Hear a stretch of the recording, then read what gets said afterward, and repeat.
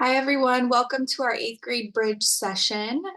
We are going to be talking about balancing obligations today. So as you know, when you get into high school, there's a lot more activities, a lot more classes you have to juggle. So we're going to be talking about all the things, balancing, your obligations and your classes. So let me go ahead and share my screen.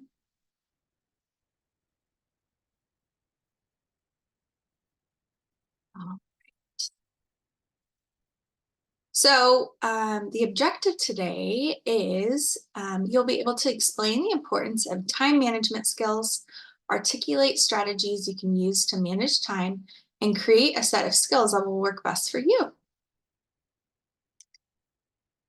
So what are 3 things you spend a large part of your day on? What do you enjoy to do for fun? So go ahead and type in the lesson. What are some things that you spend a large part of your day on? So for me, I would say just like managing my household, and this is going to be different for you if you're a student, right? And working, and sleeping, right? We have to sleep. We spend a good portion of time in our lives in bed. So I would say those are like the 3 things. Just, helping my kids out, managing my home, working, and then sleeping. What do you like to do for fun? Okay, so for fun, I do like to exercise. I know a lot of people are like, well, that's not really fun, but I feel like it helps me stay healthy and keeps me energized. And as you get older, it's good to, strength train and make sure your muscles are strong to support your body. I also like to go out and enjoy the sun whenever I can. Working inside and working on my computer, I have to be really focused on, just being able to schedule that into my day. Okay, so we each have responsibilities and things we want to do every week. It can be hard to balance your time between homework, extracurricular activities, family, and personal time. And, as you go through high school, you'll get a better grasp of it. But it's definitely something that you continue to work on throughout your whole life. So as you get older, you get to decide how to spend your time outside of school. So consider the below activities, then rank them. Okay, so if you were to rank them, what would you rank first? So we have studying, doing homework, extracurricular activities, spending time with family, and then personal time / friend time. So what is most important to you? And you can go ahead and draw on your screen and label those, numbering with what's most important to you. So we see some family time is important, studying, doing homework, extracurricular activities, personal time. So it looks like spending time with family is like the number 1. And then maybe studying and doing homework is number 2. And personal time with friends, it looks like number 3. And then extracurricular activities is number 4. So, and it may just depend on, everybody has their own preference, right? Okay, so time management skills. It is hard to struggle with choosing how to spend your time. And the sooner you build skills for using your time wisely, the better managing your time will help you save more time to do the things you love. We're going to learn more about this topic.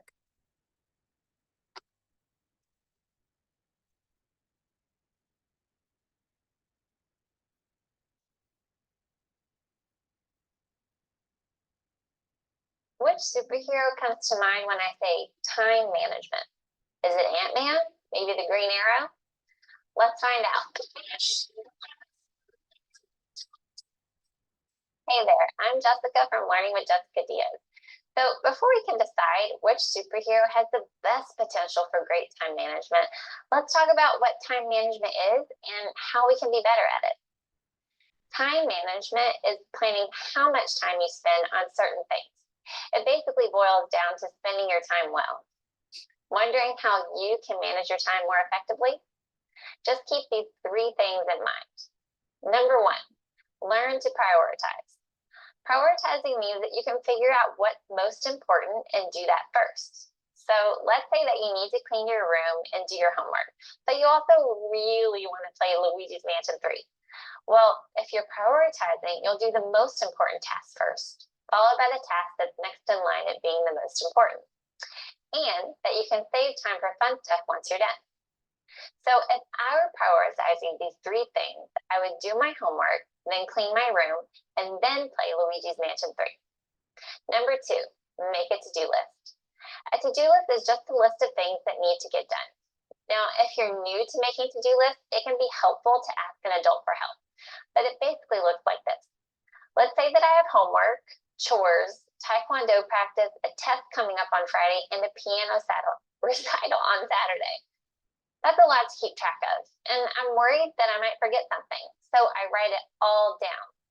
The homework, putting my shoes and backpack away, the cleaning my room, taekwondo practice, my test on Friday, and my piano recital on Saturday. Number three, learn how to make a schedule. A schedule is just a plan for when you're going to do things. So if you know that you're going to have a test on Friday, and a piano recital on Saturday, you might plan to set aside 20 minutes each night to study for your test and to practice playing the piano. If you write your schedule down, it might look a little something like this. Okay, now you're ready, right? You're ready to know which superhero has the best potential for time management. It's the Flash. Duh, right? Can't you imagine having that super speed, how quickly you get things done? Homework, 2 seconds, done. Chores, 3 seconds, done. All right, so remember to prioritize, make a to-do list, and schedule your time. That's all for now. See you next time.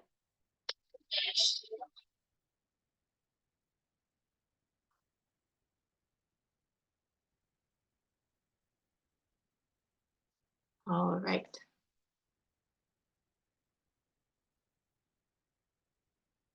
So one thing that accompanies high school is the increase of independent time. And this is a problem for some students who have several extracurricular activities that they attend and loads of homework on top of them, okay? If you are the kind of student who you just want to be involved in all the different things and take on all the extracurricular activities along with a lot of homework, it becomes overwhelming sometimes, okay? So does it seem like there's never enough time in the day to get everything done? Feel like you're always running late? Here are some tips for taking control of your time and organizing your life. All right, so on the next slide, we'll review the 10 tips provided by Teen Advisor on how to conquer time management. Okay, step number 1, make a to-do list every day, okay? So put things that are most important at the top and do them first. If it's easier, use a planner to track time, to track all of your tasks. And don't forget to reward yourself for the accomplishments, okay? So creating a to-do list every day, going through your to-do list maybe in the morning and creating a new to-do list with maybe some of the things that you didn't finish the day before, and then add any new things. And then going through your to-do list every day is important. That's something that I have to do as well. And there's different ways that you could do this. You could put it in a planner, you could use an app on your computer, or you could just use sticky notes. Any way that works for you is totally fine.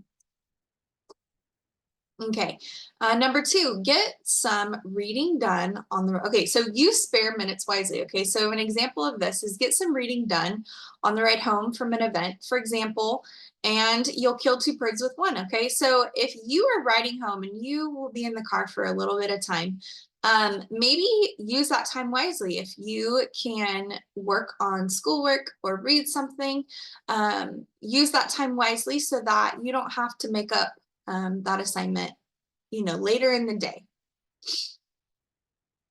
Number 3, it's okay to say no. Man, how many of you have a hard time with this? I know I do, for sure. But you don't always have to say yes to all the things. It's okay to give yourself some space and time in your day, or in your week, or in your year. So if your boss if you work, or maybe your teacher asks you to work on a Thursday night and you have a final exam the next morning, realize that it's okay to say no. Keep your short and long-term priorities in mind. So maybe you might want to not upset your boss, or you want to please your boss. However, you know you have an exam the next day. Maybe explain to your boss, I really want to, but I have an exam and I have to study for it, right? And I think they'll totally understand. And that's part of being confident and self-advocation, right? So make sure that you are giving yourself enough time to do the things that you need to do that are important. Okay, number 4, find the right time. You'll work more efficiently if you figure out when you do your best work. For example, if your brain handles math better in the afternoon, don't wait until late at night. There was a video I watched, and there's a study on like how first thing in the morning we're like at our prime, right? Like right when you wake up in the morning, if you do really hard stuff in the morning, that's the best time to do hard stuff, is in the morning. Now, if you're not a morning person, you're like, I need a couple hours to wake up and eat breakfast and get my brain working, maybe that time is a couple hours after you wake up. But do the hardest things during the time that you find yourself most productive. Okay, don't push the hard things until the end of the day, or late into the night, because chances are you won't be able to give your best effort doing those things, and you'll be tired, or you'll just not do it. So make sure you're prioritizing your time and prioritizing the things that are important during the most ample time to work for you. Okay, review your notes every day. So if you are taking classes, sometimes there's subjects that are pretty hard, right? And so reviewing notes, reviewing outlines, reviewing questions, this will reinforce what you've learned. So you'll need less time to study. You'll also be ready if your teacher calls on you or gives you a pop quiz, okay? So getting a little bit of that knowledge every day is going to be beneficial. So you don't have to cram for a test, right before. That's stressful. It's hard to compile all the information that you need. So if you take a little bit each day, it will help you do better in the long run, and it'll help your brain process that information. Okay, get a good night's sleep. Running on empty makes the day seem longer and your tasks seem more difficult. Okay, so don't stay up late texting your friends, playing games, because you're going to need that time and that brain power in the morning or during the day. So give yourself a sleep schedule, right? I have an Apple Watch, and it reminds me, okay, start to wind down, so that I know, okay, I need to start brushing my teeth, putting my pajamas on, maybe cleaning up, picking up the house. For me, I have to put my kids to sleep, but maybe for you, that means just like looking at maybe what your day's going to be like tomorrow, and kind of putting yourself in that mindset. Maybe you like to read, maybe you like to watch a little bit of TV. Do those things and start to wind yourself down and go to bed. Teenagers need a lot of sleep because you're going through a growth spurt, and your brain is going through a growth spurt along with your body, and you need that extra sleep. I can't remember. I feel like it's 9 to 10 hours of sleep that teenagers need. And so that means going to bed on time, like go to bed at 9 so that you can wake up at an appropriate time, and you feel refreshed. So I know that sometimes at night you are like, man, this is when I can lay in my bed and window shop on my phone for hours. Not the best idea right before bed, right? So think about that. Sleep is so important for your brain maturation and for you to function the next day. Okay, number 7 is communicate your schedule to others. So if phone calls are proving to be a distraction, tell your friends that you take social calls from 7 to 8 p.m. It may sound silly, but it helps. Okay, so for example, my son, he is a teenager, and his phone turns off at 8:30. He can't get phone calls from his friends except for his family, close people that he may need to get in touch with, in case of emergency. But at 8:30, his phone shuts down into sleep mode, and it helps him wind down, and it helps him from tempting to text friends or call friends. If you're not comfortable telling your friends, hey, my phone shuts off at 8 o'clock or my phone shuts off at 8:30, you could just put your phone on a schedule and have it automatically shut down. And then you can get to those important calls the next day. I know it's hard sometimes because you want to know what's going on socially, and your friends may text you and want an answer. And if that's the case, maybe you tell them, listen, my phone shuts down at 8:30. I need to get good sleep, or whatever time you want to do that. I always think that's a good idea. I do it too on my phone. It doesn't restrict me from doing things, but I have to take extra steps to like get into my phone at a certain time, so that I'm not sitting there just scrolling on my phone, or, losing track of time when I should be sleeping. Okay, number 8, become a master of your time. So figure out how much free time you have each week. Give yourself a time budget and plan your activities accordingly. So a great way to do this is to, for like a couple days, or if you can for a week, write down everything you do throughout the day and how much time you're spending. I know we talked about that in a different bridge session, but keep track of the time that you're spending on things, and then you can go back and really evaluate how you're managing your time. If you're spending 80% of your time playing video games, and you're like, man, I can never get my homework done, maybe you reevaluate that.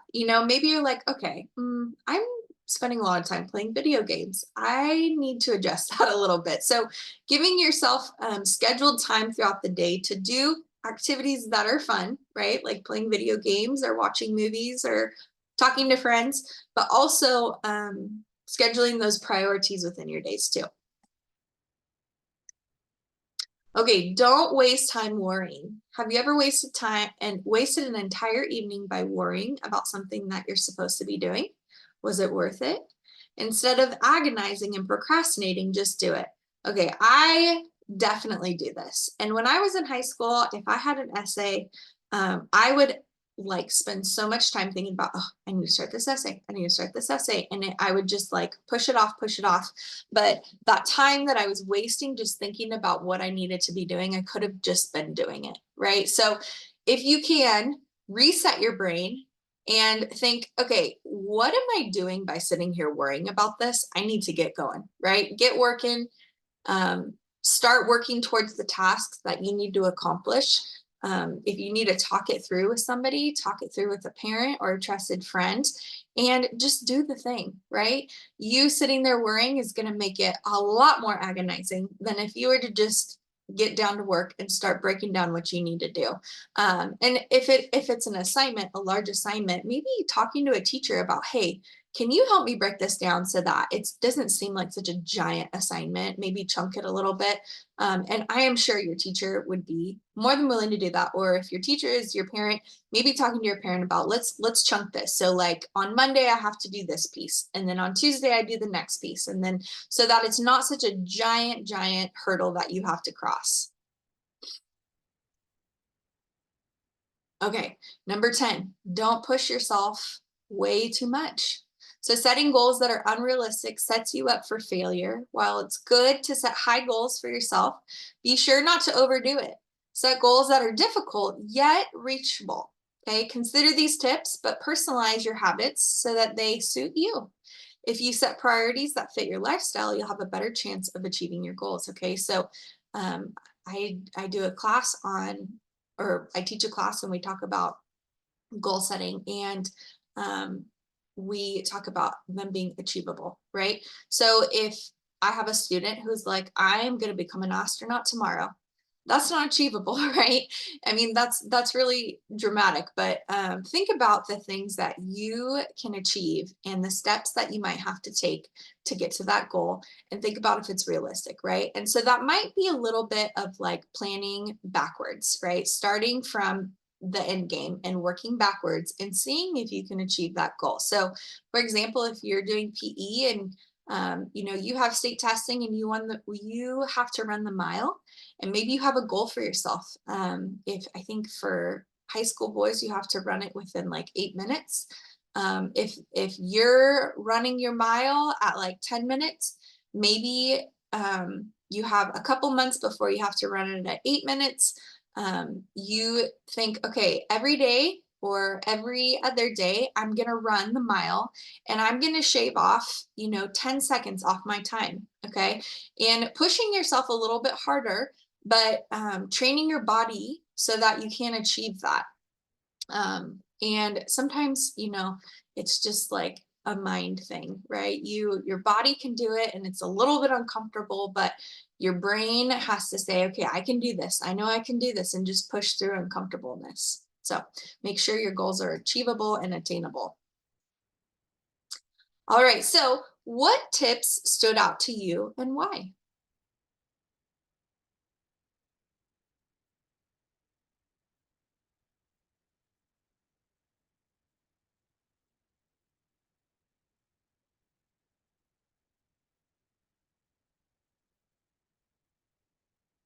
Maybe making a task list and managing that, maybe evaluating your time and reprioritizing your time based on what's important, maybe making goals for yourself.